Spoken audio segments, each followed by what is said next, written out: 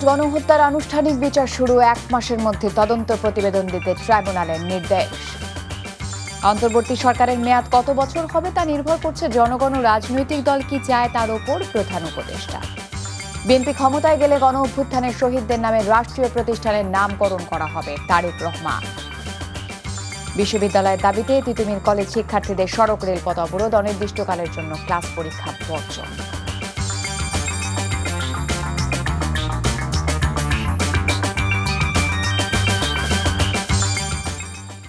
আসসালামু আলাইকুম, তাসরিমা নাহিদ আমন্ত্রণ জানাচ্ছি এনটিভির মধ্যরাতের খবরে। ক্রাউন সিমেন্ট শিরোনাম দেখছিলেন, জানাবো পুরো খবর। জুলাই আগস্ট গণহত্যা ও মানবতা বিরোধী অপরাধের মামলায় শেখ হাসিনা সহ 46 জনের বিরুদ্ধে তদন্তের অগ্রগতি প্রতিবেদন আগামী 17 ডিসেম্বরের মধ্যে জমা দিতে নির্দেশ দিয়েছেন আন্তর্জাতিক অপরাধ ট্রাইব্যুনাল। 13 জন আসামিকে ট্রাইব্যুনালে হাজির করা হলে শুনানি শেষে বিচারপতি গোলাম মুর্তজা মজুমদারের নেতৃত্বাধীন ট্রাইব্যুনাল এই আদেশ দেন। হাসান জাবেদের রিপোর্ট। জুলাই আগস্ট গণহত্যা ও মানবতা বিরোধী অপরাধের অভিযোগে সোমবার সকালে শেখ হাসিনা সরকারের 9 মন্ত্রী ও 2 উপদেষ্টা সহ 13 জনকে আন্তর্জাতিক অপরাধ ট্রাইব্যুনালে হাজির করা হয়। যাদের হাজির করা হয় তারা হলেন সাবেক মন্ত্রী আনিসুল হক, ফারুক খান, ডাক্তার দীপুমণি, শাহজাহান খান, রাশেদ খান মেনন, হাসানুল হক ইনু, জুনায়েদ আহমেদ পলক, সালমান এফ রহমান, ডক্টর তৌফিক ইলাহি চৌধুরী, কামাল আহমেদ মজুমদার, গোলাম দস্তগীর গাজী, অবসরপ্রাপ্ত বিচারপতি শামসুদ্দিন চৌধুরী মানিক ও সাবেক স্বরাষ্ট্র সচিব জাহাঙ্গীর আলম। আর রিমান্ডে থাকায় ডক্টর আব্দুর রাজ্জাককে হাজির করা হয়নি। আসামিদের উপস্থিতিতে বিচার কাজ শুরু হয়। শুরুতে চিফ প্রসিকিউটর গত 15 বছরে সংঘটিত খুন, গুম, নির্যাতন সহ নানা অপরাধের জন্য শেখ হাসিনা এবং হাজির করা আসামিরা কিভাবে দায়ী তা তুলে ধরেন। প্রধান আসামি ছিলেন শেখ হাসিনা, শুধুমাত্র তাকে রক্ষা করা এবং তাকে ক্ষমতা রাখার জন্য এই অপরাধগুলো সংঘটিত হয়েছে এবং এই সমস্ত অপরাধের সবচাইতে বড় দায় হচ্ছে শেখ হাসিনা। মোটা দাগে তারা প্রত্যেকেই সুপিরিয়র কমান্ড রেসপন্সিবিলিটির দায়ে অভিযুক্ত, কারণ তারা নির্দেশ দিয়েছেন, পরিকল্পনার সাথে সম্পৃক্ত ছিলেন, সরাসরিও জড়িত ছিলেন, কমপ্লিসিট করেছেন। এইটার তদন্ত সমাপ্ত করে বিচারের উপযোগী একটা রিপোর্ট দাখিলের জন্য আমাদের একটা যুক্তিসঙ্গত সময় দরকার। আমরা 2 মাস সময় চেয়েছিলাম, আদালত আজকে 1 মাস সময় মঞ্জুর করেছেন। 1 মাস পরে আবার এই রিপোর্ট দাখিলের জন্য থাকবে, সেদিন হয়তো আসামিদেরকে নিয়ে আসা হবে। এই মামলায় ট্রাইব্যুনাল শেখ হাসিনার অবস্থান জানতে চাইলে প্রসিকিউশনের পক্ষ থেকে জানানো হয় তিনি পলাতক আছেন, দেশে ফিরিয়ে আনতে সব ধরনের প্রচেষ্টা চলছে। একমাত্র আসামি শেখ হাসিনা, তার ব্যাপারে রিপোর্ট এসেছে তিনি দেশের বাইরে পালিয়ে আছেন, ভারতে অবস্থান করছেন। সেজন্য আমাদের পক্ষ থেকে আমরা ফর্মাল রিকোয়েস্ট পাঠিয়েছি ইন্টারপোলের কাছে রেড নোটিশের মাধ্যমে, যে তাকে পেলে যেন গ্রেপ্তার করা হয়। যেহেতু তার বিরুদ্ধে মানবতা বিরোধী অপরাধ সংগঠনের অভিযোগ আছে এবং তার বিরুদ্ধে গ্রেপ্তারি পরোয়ানা জারি আছে, তাকে ভারতের সাথে সম্পাদিত যে অপরাধীর বহিঃসমর্পণ চুক্তি, সেটার মূলে তাকে ফেরত চাওয়ার জন্য বাংলাদেশ গভর্নমেন্ট চিন্তা করছেন বলে গতকালকে প্রধান উপদেষ্টা তার বক্তব্যে বলেছেন। চিফ প্রসিকিউটর আরও বলেন, ট্রাইব্যুনালে যাদেরকে আসামি করে আনা হয়েছে তাদের দেখে অন্যরা শিক্ষা পাবে যে ফেসিস্ট হয়ে উঠলে পরিণতি কি হতে পারে। গণহত্যা চালিয়ে মানবতা বিরোধী অপরাধ করে ক্ষমতায় যে চিরদিন থাকা যায় না এবং বিচারের মুখোমুখি হতে হয়, আজকের দিনে এই আদালতের দৃশ্য দেখে ভবিষ্যতে বাংলাদেশের যারা স্বৈরাচারী হওয়ার স্বপ্ন দেখেন তারা যদি শিক্ষা গ্রহণ করেন, সেটা আজকের দিনের জন্য একটা বড় লেসন হবে বলে আমরা মনে করি। শুনানি শেষে আসামিদের কারাগারে পাঠানো হয়। পরবর্তী শুনানির দিনও তাদেরকে ট্রাইব্যুনালে হাজির করা হবে। জুলাই আগস্ট গণহত্যা এবং মানবতা বিরোধী অপরাধের মামলায় আন্তর্জাতিক অপরাধ ট্রাইব্যুনালে প্রথমবারের মতো আসামিদের হাজির করা হলো। সেই অভ্যুত্থানে যারা নিহত হয়েছেন এবং আহত হয়েছেন তাদের পরিবার এবং স্বজনরা চাচ্ছেন এই ট্রাইব্যুনালে যেন তারা ন্যায় বিচার পান। প্রসিকিউশন টিমও বলছেন তারা ন্যায় বিচার প্রতিষ্ঠায় সর্বোচ্চ চেষ্টা চালিয়ে যাবেন। হাসান জাবেদ, এনটিভি নিউজ, আন্তর্জাতিক অপরাধ ট্রাইব্যুনাল, ঢাকা। বিগত শেখ হাসিনা সরকারের আমলে গঠিত ট্রাইব্যুনালেই বিচারের মুখোমুখি হলেন দলটির প্রভাবশালী নেতারা। প্রথমবারের মতো ট্রাইব্যুনালে হাজির করা হয় শেখ হাসিনা সরকারের হেভি ওয়েট সাবেক মন্ত্রী, উপদেষ্টা সচিব ও একজন অবসরপ্রাপ্ত বিচারপতিকে। সোমবার 5 আসামির পক্ষে শুনানি করতে এসে পরে শুনানি থেকে বিরত থাকেন সিনিয়র অ্যাডভোকেট এহসানুল হক সমাজি। তামজিদ সুমনের রিপোর্ট। সোমবার সকাল 10:15টায় নারায়ণগঞ্জ কারাগার থেকে প্রিজন ভ্যানে করে আন্তর্জাতিক অপরাধ ট্রাইব্যুনালে আনা হয় সাবেক মন্ত্রী গোলাম দস্তগীর গাজীকে। এর পরপরই কাশিমপুর কারাগার থেকে আনা হয় শেখ হাসিনা সরকারের প্রভাবশালী মন্ত্রী দীপু মনিকে। কেরানীগঞ্জ কেন্দ্রীয় কারাগার থেকে আনা হয় সাবেক আরও 7 হেভিওয়েট মন্ত্রী, 2 উপদেষ্টা, 1 সচিব ও আপিল বিভাগের অবসরপ্রাপ্ত 1 বিচারপতিকে। আওয়ামী লীগ সরকারের এই প্রভাবশালী মন্ত্রী উপদেষ্টাদের আইনজীবী কে হচ্ছেন তা নিয়ে আগ্রহ ছিল জনমনে। এদিন পরিচয়পত্র নিশ্চিত করে শুধুমাত্র মামলা সংশ্লিষ্ট আইনজীবী, আদালতে নিয়োজিত পুলিশ ও গণমাধ্যম কর্মী ছাড়া কাউকে ট্রাইব্যুনালে প্রবেশ করতে দেওয়া হয়নি। শুনানির শুরুতে আনিসুল হক, ফারুক খান, সালমান এফ রহমান, জুনায়েদ আহমেদ পলক ও তৌফিক-ই ইলাহির পক্ষে আইনজীবী হিসেবে দাঁড়ান এহসানুল হক সমাজি। তবে এহসানুল হক সমাজি রাষ্ট্রীয় গুরুত্বপূর্ণ পদে দায়িত্ব পেতে যাচ্ছেন চিফ প্রসিকিউটরের দেয়া এমন তথ্যে আসামি পক্ষের বক্তব্য উপস্থাপন থেকে বিরত থাকেন তিনি। যেহেতু লার্নের চিফ প্রসিকিউটর যেই ইন্টিমেশন অনারেবল ট্রাইব্যুনালকে দিয়েছেন এবং বলেছেন যে আমি দায়িত্ব নিয়েই কথাই বলছি, তিনি সূচনা লগ্নেই যে কথাগুলো বলেছেন, আমি মহামান্য আদালত এবং সকলের প্রতি শ্রদ্ধাশীল হয়ে আজকে আমি আমার বক্তব্য দান থেকে বিরত ছিলাম। পরে মামলার প্রয়োজনীয় নথি চেয়ে আবেদন করেন আসামি পক্ষের কয়েকজন আইনজীবী। অভিযোগের কপি আসামিদেরকে ওয়ারেন্ট এক্সিকিউশনের সময় অথবা পরে প্রদান করা যাইতে পারে। উক্ত এলিগেশনের কপি প্রদান করা হয়নি। মাননীয় ট্রাইব্যুনাল মৌখিকভাবে বলে দিয়েছেন যে আদেশের এলিগেশনের কপি আপনাদের 2 জন আসামি সহ অন্যান্য আসামিদেরও প্রদান করা হইবে। শুনানি শেষে পরিবারের সদস্য ও নিজেদের নিয়োগ দেয়া আইনজীবীদের সাথে সাক্ষাৎ শেষে কারাগারে পাঠানো হয় অভিযুক্তদের। Tamjid Suman, NTV news, Dhaka. অন্তর্বর্তী সরকারের মেয়াদ 4 বছর হবে। প্রধান উপদেষ্টা ডক্টর মোহাম্মদ ইউনূস এমন কথা বলেননি বলে জানিয়েছেন তার প্রেস সচিব শফিকুল আলম। সোমবার সন্ধ্যায় ফরেন সার্ভিস একাডেমিতে সমসাময়িক বিষয় নিয়ে নিয়মিত সংবাদ সম্মেলনে এসব কথা বলেন তিনি। এখনও নির্বাচনের কোনো রোডম্যাপ দেয়নি অন্তর্বর্তী সরকার। বিএনপি মহাসচিবের এমন বক্তব্যের জবাবে প্রধান উপদেষ্টার প্রেস সচিব জানান, সংস্কার কমিশন নির্বাচনী রোডম্যাপেরই অংশ। তিনি বলেন, দ্রুতই সুষ্ঠু নির্বাচন আয়োজনে কাজ করবে সংস্কার কমিশন। আইন শৃঙ্খলা পরিস্থিতি আগের বছরের তুলনায় অনেক বেশি উন্নত হয়েছে জানিয়ে তিনি সম্প্রতি তিতুমির কলেজের ছাত্রদের শান্ত থাকার আহ্বান জানান। এখানে 4 বছরের কথা কিন্তু বলা হয়নি। হ্যাঁ, এটাও 4 বছরের রেফারেন্সটা আসছে। আপনি জানেন কিছুদিন আগে কনস্টিটিউশন কারো ডিমান্ড ছিল যে পার্লামেন্টটা 4 বছর হোক, ঠিক না? সেই আলোকে একটা গভর্নমেন্টের ক্ষেত্রে এটা আসছে। তিতুমির কলেজের ভাই বোনদের আমরা বলবো যে আপনারা শান্ত হন, আপনাদের সাথে অবশ্যই কথা হবে। আমরা মনে করি যে এটার একটা সমাধান হবে। বাংলাদেশের আইন শৃঙ্খলা পরিস্থিতি অনেক ভালো দিকে যাচ্ছে। বিএনপি ক্ষমতায় গেলে গণ অভ্যুত্থানের শহীদদের নামে রাষ্ট্রীয় প্রতিষ্ঠানের নামকরণ করা হবে বলে জানিয়েছেন বিএনপির ভারপ্রাপ্ত চেয়ারম্যান তারেক রহমান। অন্যদিকে মির্জা ফখরুল ইসলাম আলমগীর বলেছেন, অন্তর্বর্তী সরকার বেশি দিন থাকলে বেশি সমস্যা সৃষ্টি হবে। প্রধান উপদেষ্টার বক্তব্যে হতাশা প্রকাশ করেন ফখরুল। সোমবার পৃথক অনুষ্ঠানে এসব কথা বলেন তারা। হাসান মাহমুদের রিপোর্ট।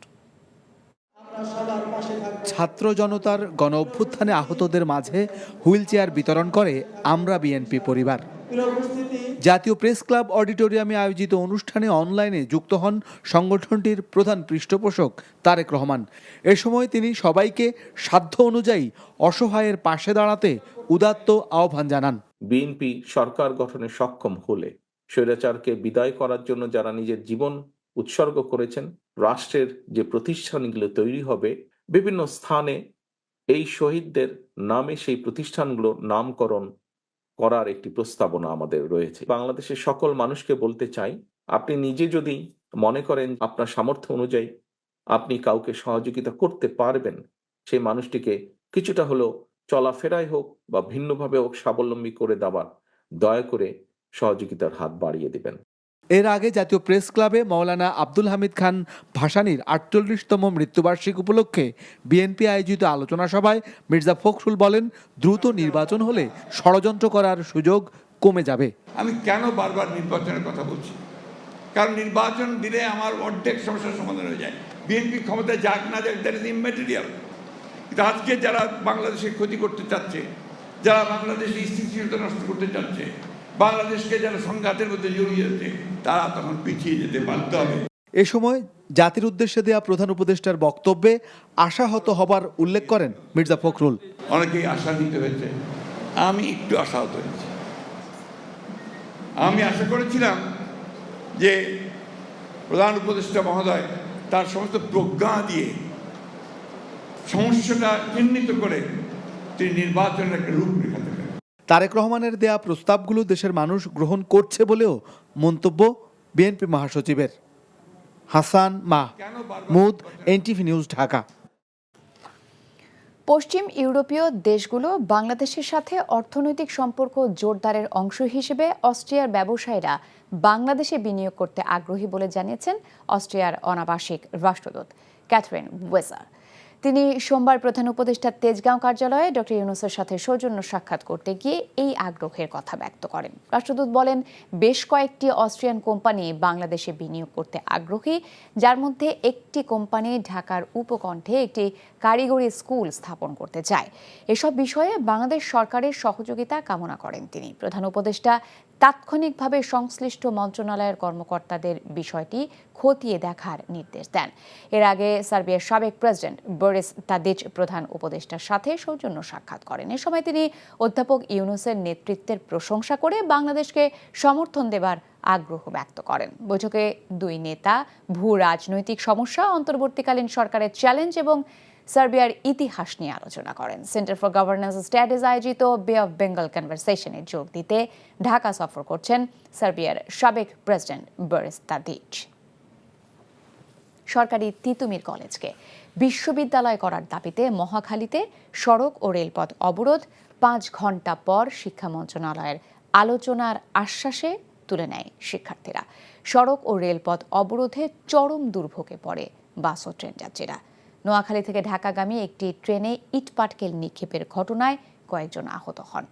সোমবার বিকেলে ট্রেন ও সড়কে যানবাহন চলাচল শুরু হয়, তবে সন্ধ্যায় আবারও মহাখালী সড়কে নামে শিক্ষার্থীরা। আপেল শাহরিয়ার জানাচ্ছেন বিস্তারিত। ঢাকা বিশ্ববিদ্যালয়ের অধীনে থাকতে চান না তিতুমির কলেজের শিক্ষার্থীরা। আলাদা হয়ে পূর্ণাঙ্গ বিশ্ববিদ্যালয়ের দাবিতে তাই তাদের রাজপথের এই আন্দোলন। কলেজ থেকে মিছিল নিয়ে মহাখালী রেল ক্রসিংয়ে অবস্থান নেন। বন্ধ হয়ে যায় রাজধানীর সাথে সারা দেশের রেল যোগাযোগ। তিতুমির বিশ্ববিদ্যালয়ের দাবিতে সে প্রেক্ষিতে 24-এ এসে 5 আগস্টের পর থেকেই আমরা এই বিশ্ববিদ্যালয়ের দাবিতে আন্দোলন শুরু করেছিলাম। শিক্ষা ক্ষেত্রে যে বৈষম্য, আমরা দাবির আন্ডারে আছি, কিন্তু আমাদের শিক্ষা ব্যবস্থায় আমাদের শিক্ষক এবং আমাদের যে পরীক্ষা পদ্ধতি এগুলি বিশ্ববিদ্যালয়ের মানের নয়। এটা 2017 সালে ঢাবির অন্তর্ভুক্ত হয়ে যায়, তখন থেকে আমরা আরো বেশি করে বৈষম্যের শিকার হই। নোয়াখালী থেকে ঢাকাগামী উপকূল এক্সপ্রেস রেল ক্রসিংয়ে না থামলে ট্রেন লক্ষ্য করে ইটপাটকেল নিক্ষেপ করে শিক্ষার্থীরা। এতে শিশুসহ বেশ কয়েকজন যাত্রী আহত হন। পরিস্থিতি স্বাভাবিক রাখতে ঘটনাস্থল ঘিরে রাখে আইনশৃঙ্খলা বাহিনীর সদস্যরা। পরে শিক্ষা মন্ত্রণালয়ের আশ্বাসে প্রায় 5 ঘন্টা পর অবরোধ তুলে নেন শিক্ষার্থীরা। অবরোধের কারণে কমলাপুর রেল স্টেশনে ট্রেনের শিডিউল বিপর্যয় দেখা দেয়। নির্ধারিত সময় ট্রেন না ছাড়ায় চরম ভোগান্তিতে পড়েন যাত্রীরা। মহাখালী এলাকায় সৃষ্টি হয় তীব্র যানজটের, যার প্রভাব পড়ে নগর জুড়ে। অনেকেই পায়ে হেঁটে গন্তব্যে যান। Apple Shahriar, NTV news, Dhaka.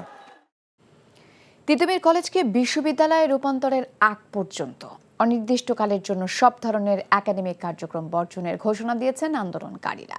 সোমবার রাতে কলেজের গেটে সংবাদ সম্মেলনে তারা জানান, শীঘ্রই তিতুমির কলেজকে স্বতন্ত্র বিশ্ববিদ্যালয়ে পরিণত না করলে তারা আরও কঠোর আন্দোলনে যাবেন। এর আগে সচিবালয়ে দাবি নিয়ে যান তিতুমিরের 12 সদস্যের প্রতিনিধি দল। প্রধান উপদেষ্টা সহ অন্যান্য উপদেষ্টারা মঙ্গলবার বৈঠকের মাধ্যমে সিদ্ধান্ত নেবে এমন আশ্বাস পাওয়ার পরও রাতে আবারও সড়ক অবরোধ করে শিক্ষার্থীরা। এদিকে মহাখালী এলাকার সড়ক ও রেল লাইন অবরোধের সময় ট্রেনে ছোড়া ইটপাটকেলে বেশ কিছু যাত্রী আহত হয়। এমন ঘটনা অনাকাঙ্ক্ষিত উল্লেখ করে ক্ষমা চান প্রতিনিধিরা, তবে এর জন্য দায়ী করেন কর্তৃপক্ষকে। এখানে কোনো পরীক্ষা, ক্লাস কোনো কিছু সংগঠিত হবে না। এর বাইরে এবার যেটা পজিটিভ মেসেজ, আমরা রাষ্ট্রপক্ষের সাথে আলোচনায় যাচ্ছি। যদি সেখানে পজিটিভ মেসেজ না আসে, মনে রাখবেন শুধুমাত্র রেলগেট নয়, আমরা আরো এক্সট্রিম হতে বাধ্য হব। প্রস্তুতি এটা নিয়ে রাখুন, যদি পজিটিভ মেসেজ না দেয়, আমাদেরকে যদি মূলা ঝুলিয়ে বিদায় করে দেয়, আমরা হচ্ছে বৃহৎ কিছু করব। তবে ঘোষণা একটাই, আমরা কালকে রাজপথ অবরোধ করছি না। সরকারি চাকরিতে প্রবেশের সর্বোচ্চ বয়সসীমা ৩২ নির্ধারণ করে প্রজ্ঞাপন জারি করা হয়েছে। সোমবার প্রকাশিত প্রজ্ঞাপনে সরকারের পাশাপাশি স্বায়ত্তশাসিত, আধা স্বায়ত্তশাসিত, সংবিধিবদ্ধ সরকারি কর্তৃপক্ষ, পাবলিক নন ফিনান্সিয়ালস কর্পোরেশন সহ স্বশাসিত সংস্থাগুলোতে সরাসরি নিয়োগের ক্ষেত্রে একই বয়সসীমা নির্ধারণ করা হয়। রাষ্ট্রপতি মোহাম্মদ শাহাবুদ্দিনের জারিকৃত অধ্যাদেশে বলা হয়, বাংলাদেশ সিভিল সার্ভিসের সব ক্যাডারের চাকরিতে প্রবেশের ক্ষেত্রে সর্বোচ্চ বয়সসীমা হবে ৩২ বছর। একইভাবে বাংলাদেশ সিভিল সার্ভিসের আওতা বহির্ভূত সব সরকারি চাকরিতে প্রবেশের ক্ষেত্রে সর্বোচ্চ বয়সসীমাও ৩২ বছর হবে। অবিলম্বে এই বয়সসীমা কার্যকরী হবে বলেও জানানো হয়। এতে অন্তর্বর্তী সরকারের যুব ও ক্রীড়া মন্ত্রণালয়ের উপদেষ্টা আসিফ মাহমুদ সজীব ভূঁইয়া বলেছেন, গণতন্ত্রে অংশগ্রহণের কথা বলে আওয়ামী লীগকে আবার ফিরিয়ে আনার নানা ধরনের চক্রান্ত চলছে। সরকারের পক্ষ থেকে যখন আওয়ামী লীগকে নিষিদ্ধের কথা বলা হচ্ছে, তখন রাজনৈতিক দলগুলো বক্তৃতায় সেটি বাঁধা দেবার চেষ্টা করছে। তিনি বলেন, জার্মানির ফ্যাসিস্ট নাৎসি পার্টি এখনও নিষিদ্ধ রয়েছে। সেখান থেকেই বোঝা যায় আওয়ামী লীগের পরিণতি কি হওয়া উচিত। সোমবার রাতে জাহাঙ্গীরনগর বিশ্ববিদ্যালয়ের বৈষম্য বিরোধী ছাত্র আন্দোলন বিশ্ববিদ্যালয় শাখার এক সমাবেশে প্রধান অতিথির বক্তব্যে এসব কথা বলেন উপদেষ্টা। এতে সভাপতিত্ব করেন উপাচার্য অধ্যাপক ডক্টর কামরুল আহসান। ফ্যাসিবাদ যাতে কোনোভাবেই ফিরে না আসে, সমাজে সচেতনতা বৃদ্ধির মাধ্যমে সেটা নিশ্চিত করার জন্য সংগ্রাম চালিয়ে যাবার আহ্বান জানান আসিফ মাহমুদ। ৪৪তম বিসিএস এর আগের মৌখিক পরীক্ষা বাতিল করে নতুন করে নেবার সিদ্ধান্ত হয়েছে। সরকারি কর্ম কমিশনের সভায় এই সিদ্ধান্ত নেওয়া হয়। সোমবার কমিশনের সংবাদ বিজ্ঞপ্তিতে বলা হয়, ৪৪তম বিসিএস এর লিখিত পরীক্ষায় উত্তীর্ণ ১১,৭৩২ প্রার্থীর মধ্যে ৩,৯৩০ প্রার্থীর মৌখিক পরীক্ষা নেওয়া হয়েছিল।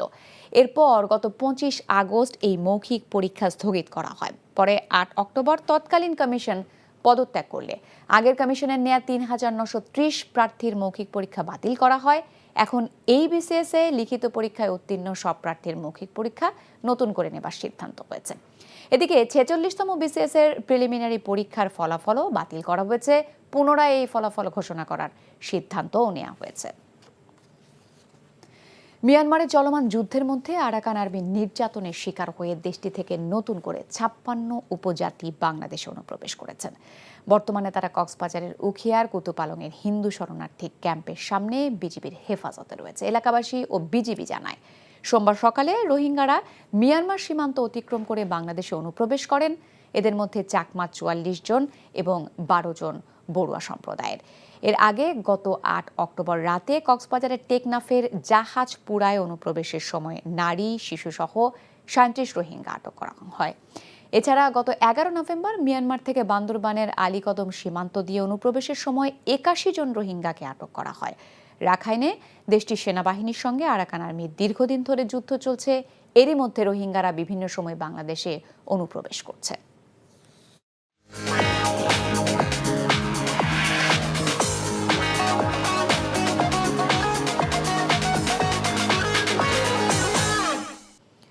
নগদ নিবেদিত অর্থনীতির খবর। বাংলাদেশ ব্যাংকের governor doctor Ahsan H Mansur বলেছেন, এস আলম, বেক্সিমকো সহ কোনো প্রতিষ্ঠান বন্ধ করা বাংলাদেশ ব্যাংকের লক্ষ্য নয়, তবে যারা অনিয়ম করেছে সেই সব ব্যক্তির বিচার হবে। এদিকে ইসলামী ব্যাংকের ১৭টি শাখা থেকে এস আলম গ্রুপ ৮০,০০০ কোটি টাকা নিয়ে গেছে বলে জানিয়েছেন ব্যাংকটির চেয়ারম্যান। সোমবার সকালে বাংলাদেশ ব্যাংকে ব্রিফিংয়ে এসব কথা বলেন তারা। আরাফাত ইসলামের রিপোর্ট।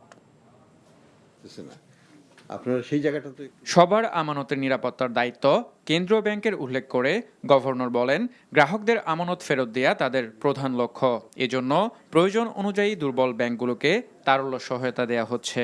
আমরা একটা একটা করে ব্যাংকে খুঁটিয়ে দেখছি, আমরা কাজ নিচ্ছি, বুঝিয়ে নিচ্ছি যে জিনিসটা রিফর্মটা হচ্ছে, প্রচেষ্টা আছে, তারপর একটু করে টাকা ছাড়ছি। তিনি বলেন, আর্থিক খাতে অনিয়মের সাথে যারা জড়িত ছিল তাদের কোনো প্রতিষ্ঠান বন্ধ করা কেন্দ্রীয় ব্যাংকের লক্ষ্য নয়। তবে যারা অনিয়ম করেছে তাদের বিরুদ্ধে মামলা করা হবে বলে জানান তিনি।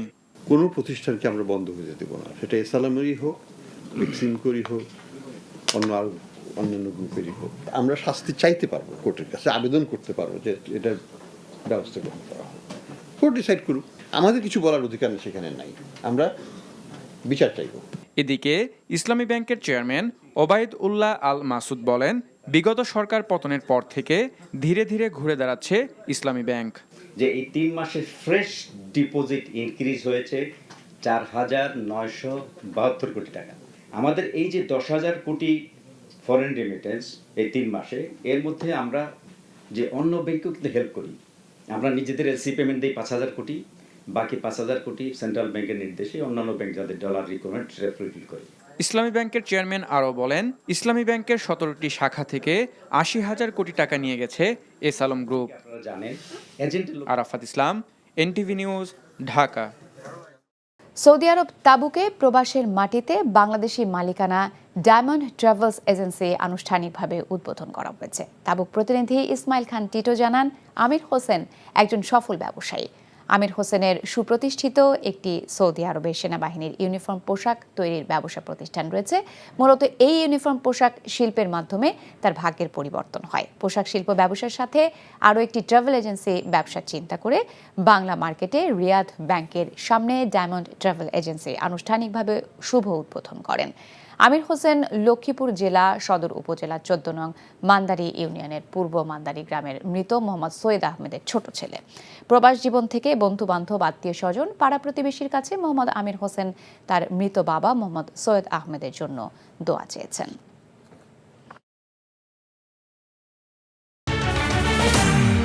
জুলাই আগস্ট গণহত্যার আনুষ্ঠানিক বিচার শুরু, 1 মাসের মধ্যে তদন্ত প্রতিবেদন দিতে ট্রাইব্যুনালের নির্দেশ।